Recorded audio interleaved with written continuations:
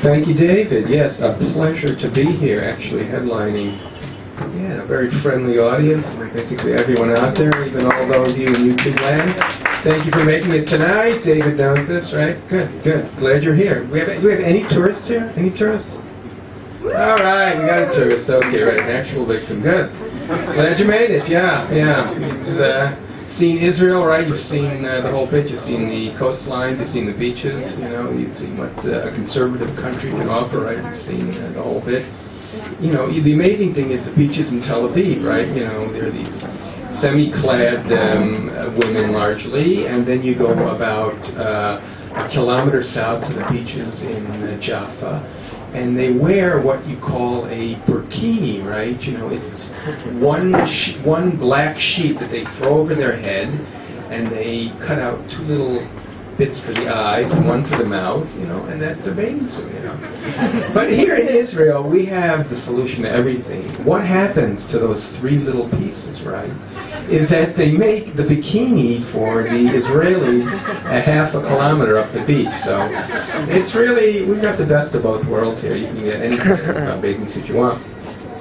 But actually, being on the beach at this moment is not the happiest thing in the world. I mean, it is body part city, I'm afraid to say. You know, the girl, and we were on the beach, the girl comes running out, yeah, jellyfish, jellyfish.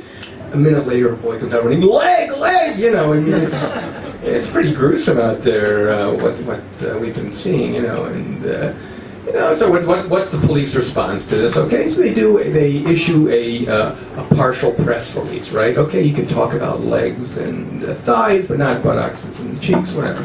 It's a tough time. And, you know, the commissioner then, he decides to hold his name back, you know, a typical police response. And it has a, you know, it's just been a really rough time. There's just been a lot of crime of late, or certainly the perception is, you know, and almost every city in Israel has had this big crime report, okay, you know, and so of course, what does the police say? It's August, you know, don't go to Sinai, it's dangerous, you know. Who are they kidding? Where is it not dangerous, you know, in this country? And then, of course, we had this big scandal here with Gabi Ashkenazi. I don't know. I assume most of you know the story. He had a soldier who got into his office, and he got his credit card, he got his revolver, he got this, that, and the other thing. But of course, with this, there was also this week this blood libel story from in the Swedish newspaper about how Israeli soldiers harvest body organs, right? So the big fear, of course, is that they're going to get Gabi Ashkenazi's donation, organ donation card, okay, and they're going to misuse it, and this is going to be a real shanda on everybody's face. But it's, and actually, you know, it's just really weird because it's all hitting at the same time. It's not just here in Israel that we're having this organ harvesting, organ dismemberment problem. It's also in the States, right? You know, in New Jersey, you read about this story where these rabbis got caught selling body parts. I mean, you know, it's like, you know, the shul auction is now for a kidney. You know, it's like, it's really bad news. You know, the rabbis are like under indictment, right? You know, so they come up and they give their drasha. You know, can you wear an ankle monitor on Shabbat? You know, and the rabbis are all in black and white, but of course they're stripes. You know, they're spending the summer upstate. You know, they're the new minhag is you wear your hat over your face, you know. The lectures are all these obscure, you know, Joseph in jail kinds of themes, and they're not drashot, they're affidavits, you know. And the only people getting shlishi are criminal defense lawyers, you know. It's really it's not just here in Israel. It's really bad news all over. But here we have lots of other kinds of crime to keep the populace interested, right? You know, we have the mundane, right? The family that stole 100 towels from a hotel in Eilat, you know. 100 towels for one weekend? To walk away with 100 towels? So, of course, when they confronted them, they said, well, look, you know, how are we going to get the faucets home that we stole without them getting scratched? It takes a lot of towels to keep it. You know, that's the mundane kind of crime. And then we have a lot of hit and run, right? Okay, we had this one incident where this shasnik runs over this Ethiopian cashier and then, you know, tries to flee. So in the end, you know, they got the whole procedure, and there's all sorts of doctors and this and so. In the end, of course, the the Ashkenazi psychiatrist said that the poor woman was suffering from the Ethiopian wants to get run over syndrome. You know, that's very well known here in Israel. It happens all the time. And then there was the other hit and run, right? This principal runs over this poor little student. And so finally they catch up with her, and she says, well, you know, with the eyes in my back of my head, I saw she got up, you know, it wasn't like she's down forever, you know, and I told her to come to my office, and she didn't, and so in the end, of course, the principal says, well, you know, you're going to write 100 times on the board, I will not cross the street when the principal's in the street. Whatever. They just, usual, the whole fashla, right?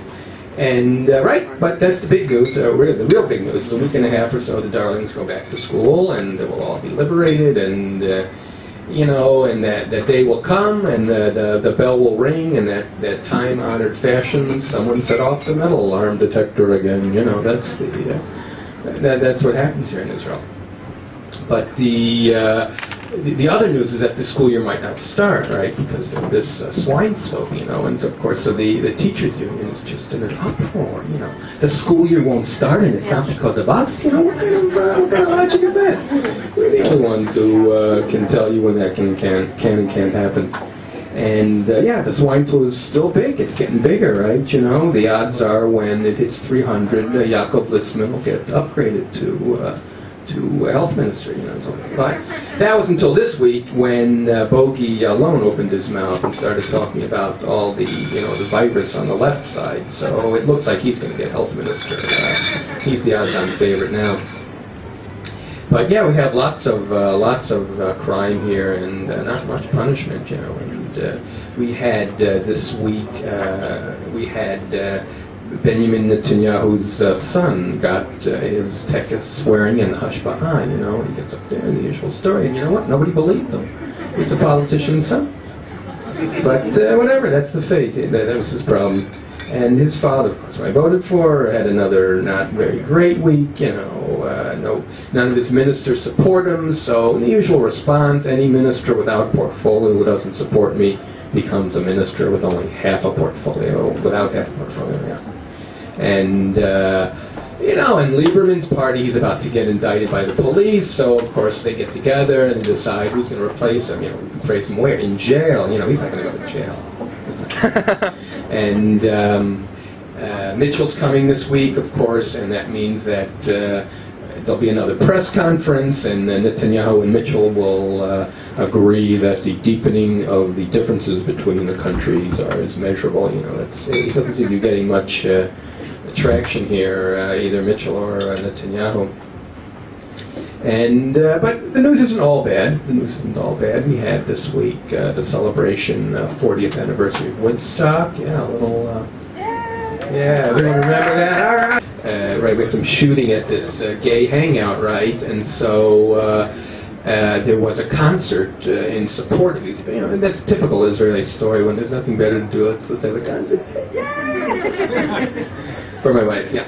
So they had this concert, and Shlomo Arty's got to perform, right? But in the end, they don't let him perform, right? Why? Because he served in the army, you know. You can't serve in the army and be with us, you know. And they said, you know, you're not up on the stage, and you can't refuse to be in the army, you know. It's such a dichotomy out here. Then, right, we had this week, the big news was this Netanyahu apologized to Noam Shalit because he almost got his son out of isolation, right? But then it turns out that the other soldier wasn't hijacked, okay? So poor Gilad remains alone there, and the other guy was supposed to join him. It turned out was a big mistake. But of course the soldier, the Chayelet, who reported on this, got a big promotion. You know, she went up to Galgalat because this was the best traffic report they'd ever had. You know, I didn't know about you guys. That was last Thursday. It took me forever, you know. Yeah.